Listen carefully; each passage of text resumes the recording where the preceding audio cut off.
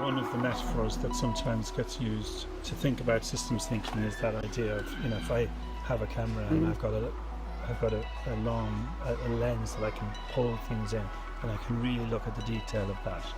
And I think that's true. Systems has that. It has a way of understanding the internal world of the person. It tries to help them make sense of that, and it helps the practitioners understand that better. But then when we need to understand that this family, let's say, are living in a context of poverty, unstable Depression. homelessness, or transgenerational stories of depression and mental health problems, then that has to become part of the picture, and it will orientate my response to it. The other thing to note about this, of course, my wide-angle lens is going to be slightly different than your wide-angle lens, even just in terms of difference of gender, for instance. Sure. We see things. And what we're doing, definitely, with our training here, is we're helping people to see the bigger picture and the smaller pictures. And be aware of what they can't see or don't see at any one point. Yes. Yeah. And that might be uncomfortable for some local authority social services departments, because that camera lens, if you like, also gets turned on the organisation itself, and asks useful questions like, how are we going about our business? Do we bully our staff? Do we support our staff? What resources do we provide? If I was a manager in social work, I might be thinking, might I see a difference in the team who I manage if they were to do this training, and when might I see a difference? And I'd say, yes, you're going to see a difference probably from day one.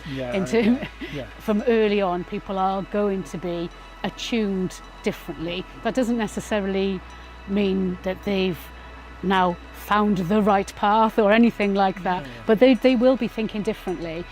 I think that I am less trying to find the right things to fix anything, trying to make the best of a situation instead of trying to fix. I am part of the community in which I work. I am part of the system in which I work. I am not separate to it. I can't just keep blaming the system. I am part of it, and I can make changes and be useful. You're not trying to then impose a solution on a family to find out that doesn't work, and then you try another solution and the family find that doesn't work. At the outset, to explore the systemic, working with them rather than on them, doing things to them, that create something which has got much greater depth, much greater richness, and it's that, by working with families to produce the solution that growth in understanding, they can have that positive impact.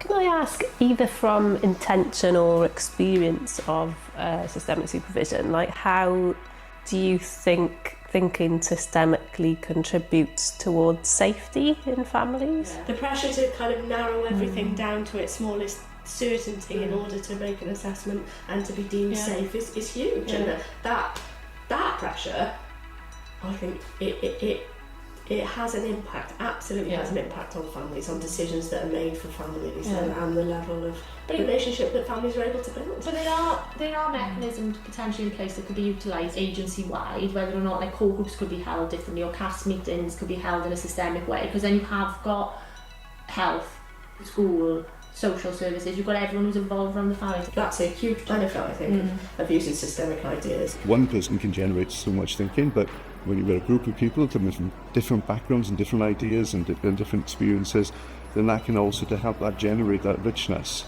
and that creativity when it comes to managing cases. So I think systemic group conversations are very, very valuable. And in terms of the teaching work we've been doing here, when it has happened that we get a few people from a particular social services department working together in the training, it just has a hugely beneficial effect for them in their work with each other. So they become an ever tighter team because of what they're reflecting on in the training. Knowing what I know now, I think looking back when I worked at that time, I was probably thinking systemically about working with people in their community and thinking about the relationships they had, rather than a medical model which I was kind of within at that time. I'm realising more now that it probably has given me a voice and a frame to understand that perhaps now. So in respect of me observing Jane's journey, I think I've seen quite a bit because I was Jane's practice assessor when she was qualifying as a social worker. So our relationship has been quite varied,